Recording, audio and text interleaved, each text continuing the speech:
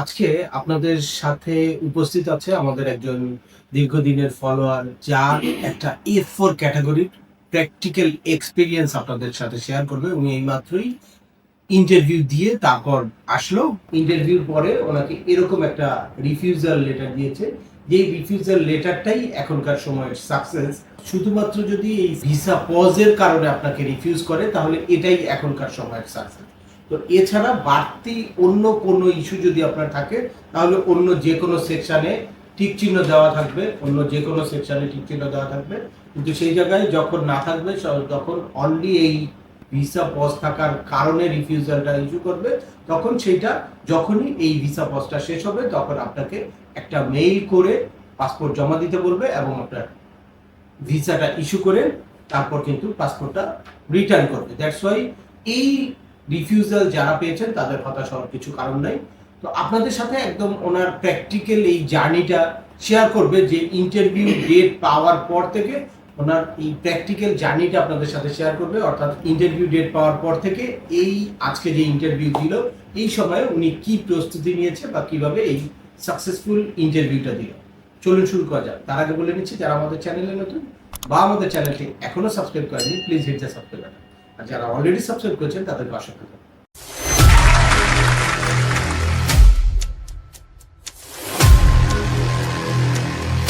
আসসালামু আলাইকুম। আমি গত 22শে মে তারিখে প্রথম আমার ইন্টারভিউ লেটার পাই। পাওয়ার পর আমি ঢুকে দেখি ইন্টারভিউ লেটার শুধু আমার নাম আসে। আপনার প্রোফাইলে ঢুকে দেখি শুধু আমি ইন্টারভিউর জন্য মানে ইন্টারভিউ লেটার মধ্যে শুধু আপনার নামই ছিল। আমি পুরোপুরি আছি, কিন্তু আমার ফলো টু জয়েন, আমার ওয়াইফ এবং মেয়ে ফলো টু জয়েন অবস্থায় আছে। আমি কমপ্লিটেড আছি।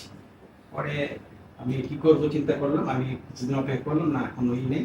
আমার পিটিশনার বোনকে জানালাম, উনি বলে দেখ কি হয়। পরে আমি চিন্তা ভাবনা করে সময় তো চলে আসতেছে ইন্টারভিউ ডেট। পরে জুলাইয়ের ফার্স্ট উইকে আমি ভার্সালের ভিডিও টিডিও দেখতাম। তো ওনার একটা অ্যাপয়েন্টমেন্ট নিই। ওনার অ্যাপয়েন্টমেন্ট ওনার কাছে আসার পর খুলে উনিও প্রোফাইল খুলে দেখেন যে একই অবস্থা। হ্যাঁ, আমি কমপ্লিট আছি, কিন্তু আমার ওয়াইফ যে কোনো কারণে হোক, হয়তো একটা সময় কোন কারণে ওরা ফলো টু জন্য হয়ে গেছে, মানে আমি যাওয়ার পরে ওদের নিয়ে এরকম একটা প্রসেস হয়ে আছে। স্যার বললেন কি এটা তো আপনার সাথে অ্যাকম্পানি করতে হবে। অ্যাকম্পানি করার পরে ওরা আপনার সাথে যেতে পারে, তা নাহলে আপনার একা যেতে হবে, কারণ আপনি যেভাবে চেয়েছেন। পরে আমি বললাম না স্যার, ওদের তো অ্যাকম্পানি করে দিতে হবে, আমার একটাই মেয়ে। পরে স্যার বললো ঠিক আছে, তাহলে আমি কাজ শুরু করি। ঠিক আছে, পরে স্যার কাজ শুরু করেন। কাজ শুরু করার পরে গত 16ই জুলাই আমার এর আগে আমার ওয়াইফ অ্যাকম্পানি হয় কাজ শুরু করার পর। 16ই জুলাই আমার ওয়াইফের ইন্টারভিউ লেটার আসে। হ্যাঁ, 26 তারিখ আমার সাথে, হ্যাঁ গতকালকে, হ্যাঁ আমার সাথে ইন্টারভিউ ডেট আসে।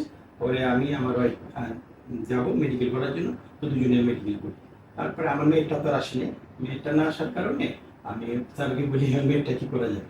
মেয়েটার জন্য স্যার একটা রিকোয়েস্ট পাঠানো। রিকোয়েস্ট পাঠানোর পরে ওরা মেয়েকে আমাকে ইন্টারভিউর সময় নিয়ে যেতে বলে। পরে আমি মেয়েকে গতকালকে নিয়ে যাই। তো মেয়েকে ওরা ওকে করে দিয়েছে। হ্যাঁ, এখন পেরি করে দিয়েছে। এখন মেয়ে গতকাল এখন পেরি করে দেওয়ার পরেই মেডিকেল করেছে। মেডিকেল করার পরে ওকে এখন ইন্টারভিউটা দিবে। আর গতকাল আমার সব কাগজপত্র জমা রেখেছে। আজকে আমাকে যেতে বলেছে সকাল 8টায়। আমার ইন্টারভিউ হয়েছে এবং আমার ভিসা কনফার্ম করেছে।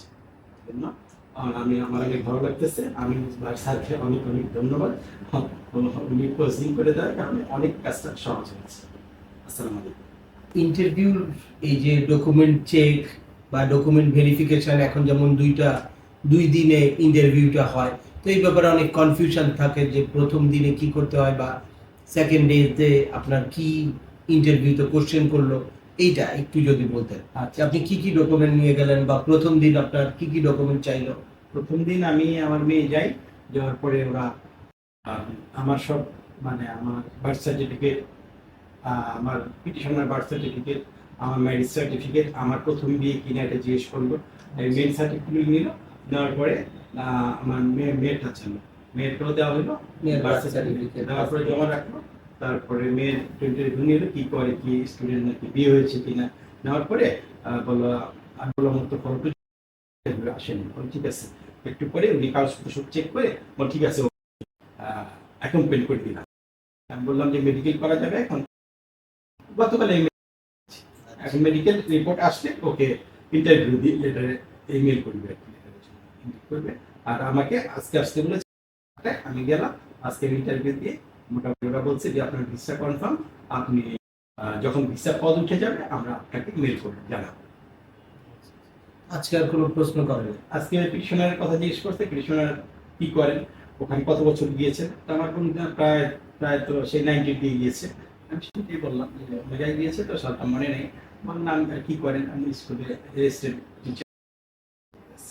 জিজ্ঞেস করি আরেকটা ইম্পর্টেন্ট মানুষের অনেকেরই জানার ইচ্ছা থাকে যে কারা ইন্টারভিউ ডেট পাচ্ছে, অর্থাৎ আপনার প্রায়োরিটি ডেটটা কবে ছিল, এটা যদি বলতেন তাহলে দর্শক আমার প্রায় একটু।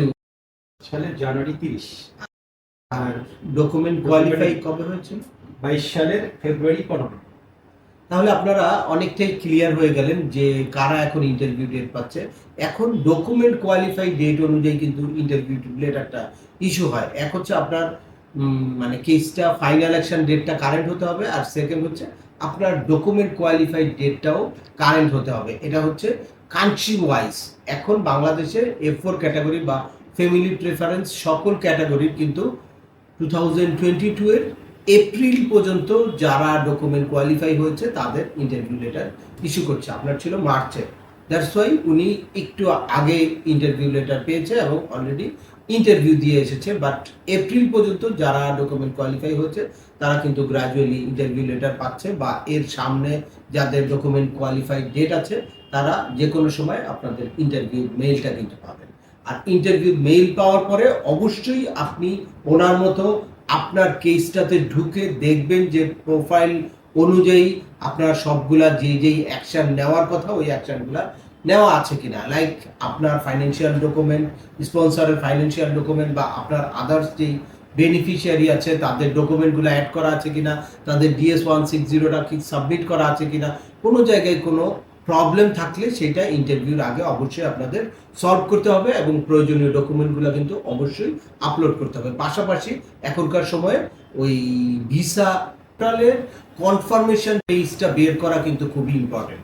দ্যাটস মিন আপনি ইন্টারভিউতে যাওয়ার 5-7 দিন আগে আপনাকে অবশ্যই এই ভিসা পোর্টাল থেকে কনফার্মেশন পেজটা নিতে হবে। তাহলে US এমবাসি ঢাকা বুঝে গেল যে আপনি এই ইন্টারভিউ ডেটটাতে অ্যাটেন্ড করছেন, তাহলে আপনার ওই স্লটে আর কাউকে শিডিউল দিবে না। বাট আপনি যদি কোনো কারণে ভিসা পোর্টালে আপনার কনফার্মেশন পেজটা না আনেন তাহলে কিন্তু ওরা একটু কনফিউজ থাকে যে আপনি কি অ্যাটেন্ড করছেন কি করছেন না।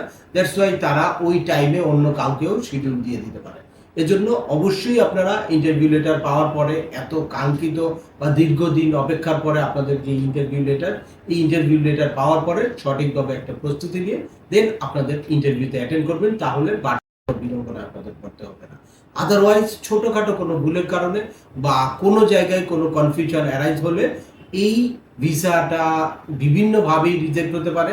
সবচেয়ে বড় সংখ্যার যেই বিষয় সেটা হচ্ছে অ্যাডমিনিস্ট্রেটিভ প্রসেসিংয়ে যেতে পারে। আর অ্যাডমিনিস্ট্রেটিভ প্রসেসিংয়ে গেলে আপনার এই কেসটাকে রিভিউ করে আরও অনেক দীর্ঘমেয়াদী সময় লাগতে পারে। সেজন্য অবশ্যই আপনাদের সচেতন থাকতে হবে এবং সঠিকভাবে ইন্টারভিউ প্রিপারেশন নিতে হবে। আজকের ভিডিওটা দীর্ঘায়িত করছি না, আশা করি এই ভিডিও থেকে আপনারা একটা কেসের প্র্যাকটিক্যাল এক্সপেরিয়েন্স এবং ওনার ইন্টারভিউতে কি কি প্রশ্ন করেছিল বা কিভাবে ওনার ইন্টারভিউটা হয়েছে এ ব্যাপারে ক্লিয়ার একটা ধারণা পেয়েছে। তারপরেও আপনাদের যদি এই সংক্রান্ত কোনো রকম কোনো প্রশ্ন থাকে অবশ্যই আমাকে কমেন্টস করে জানাবেন। আর ভিডিওটি ভালো লাগলে বা তথ্যবহুল মনে হলে লাইক দিয়ে আপনার বন্ধুদের মাঝে শেয়ার করে দেবেন যাদের এই ইনফরমেশনগুলো অত্যন্ত প্রয়োজন। আবার দেখা হবে নতুন কোনো গুরুত্বপূর্ণ টপিকস নিয়ে। সে পর্যন্ত সবাই ভালো থাকবেন, সুস্থ থাকবেন এবং আমাদের চ্যানেলের সাথে। আল্লাহ হাফিজ।